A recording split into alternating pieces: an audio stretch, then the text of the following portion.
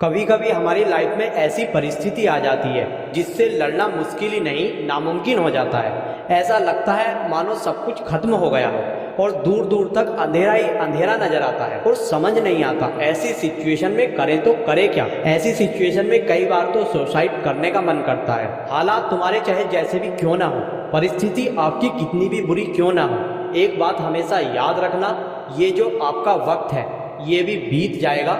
बुरे दिन बीत जाएंगे, अच्छे दिन जरूर आएंगे।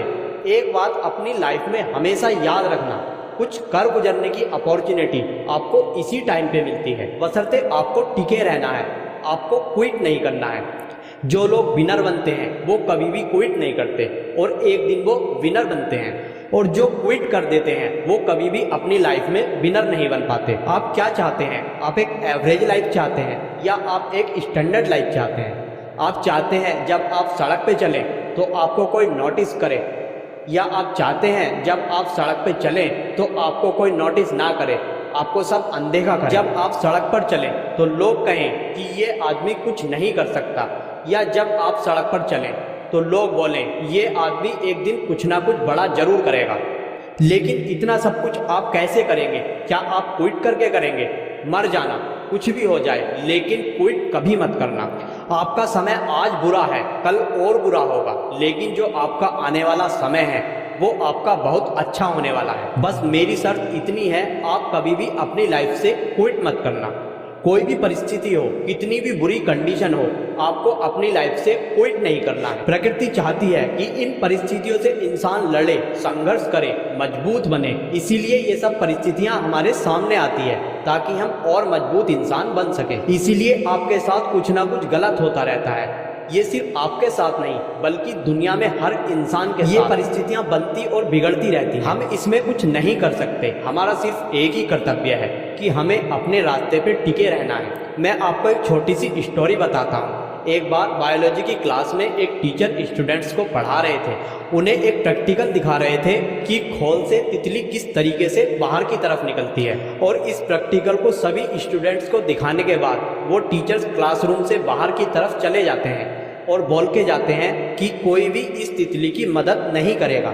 वहाँ पर जितने भी स्टूडेंट्स थे वो सब उस तितली को खोल से बाहर निकलते हुए देख रहे थे, लेकिन उसमें से एक स्टूडेंट को दया आ जाती है और वो उस तितली को उसके खोल से बाहर निकाल देता है, और इससे वो तितली सफलतापूर्वक अपने खोल से बाहर की तरफ निकल जाती है। इससे क्या हुआ? इससे ये हुआ उस तितली को कुछ भी संघर्ष नहीं करना पड़ा और थोड़ी देर बाद ही तितली की मौत हो जाती है। जब टीचर क्लासरूम में आते हैं तो उनको सारी स्थिति का पता चलता है।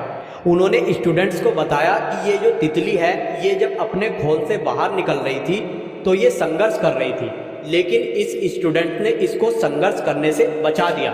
ये खोल से तो आसानी से निकल गई, लेकिन अपनी बाहर की लाइफ में संघर्ष नहीं कर पाई, जिससे इसकी मौत हो गई। संघर्ष आपको मजबूती प्रदान करता है, संघर्ष आपको मजबूत बनाता है। इसीलिए बोला जाता है नो पेन नो गेन। इसमें कोई बहाना नहीं चलेगा। आपने देखा होगा जो विनर्स होते हैं या तो वो किसी काम को करते ही नहीं, अगर करते हैं तो उस काम को कंप्लीट करते हैं और उसमें विनर बनते हैं। और जो लूजर्स होते हैं वो किसी भी काम को करने से पहले उसके बहाने सोच लेते हैं कि किस तरीके से उनको इस काम से बचना है। अगर उनको बहाने बनाने के लिए बोला जाए तो वो एक काम के पीछे हजारों बहाने बना सकते हैं।